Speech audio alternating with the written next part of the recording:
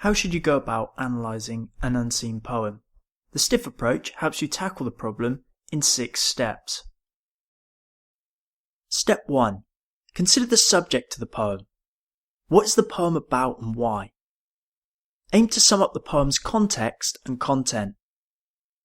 Who wrote it and why? When and where was it written? Who and what influenced the poet? Who is the persona, sometimes referred to as the speaker or narrator? Is it written in the first, second, or third person narrative? Where is it set? Who or what features in the poem? Step 2. Theme. What are the recurring ideas and topics? Try to identify the main issues at the heart of the poem.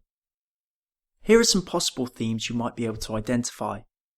Love, nature, culture, identity, race, religion, sexuality, memory, family, history, politics, self-discovery, innocence, experience, morality, wealth, life, death, age, war, or conflict.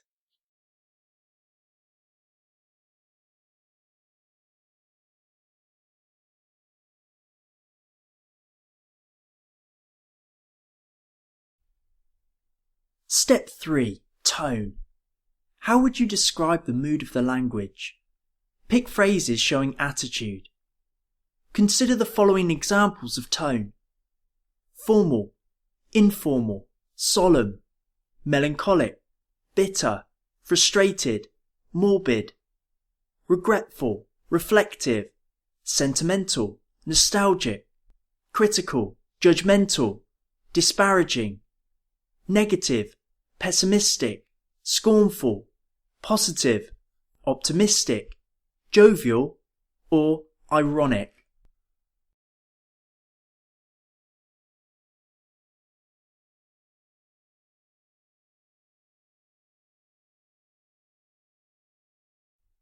Step 4. Imagery.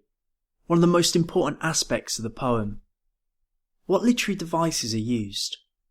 Find different techniques and suggest what they could signify. Here are a selection you might be able to find: similes, metaphors, personification, alliteration, onomatopoeia, repetition, anthropomorphism, juxtaposition, oxymora, assonance, dissonance, allegory, symbolism, anaphora, satire, irony, exaggeration, hyperbole, colour, enjambment, or caesura.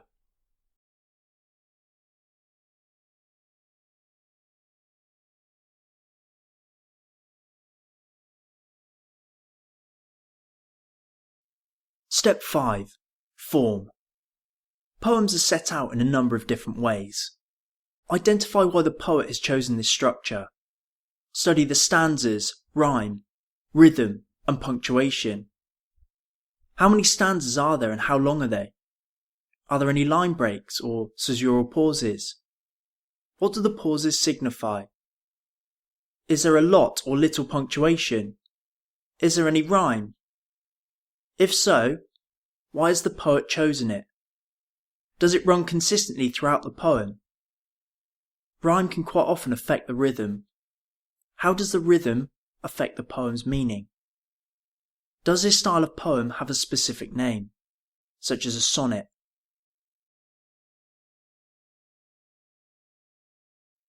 Step 6. Feeling.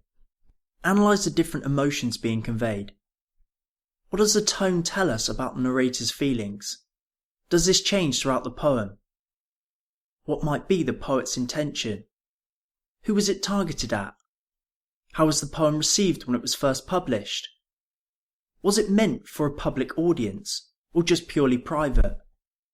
Is it written from the poet's perspective or someone else's?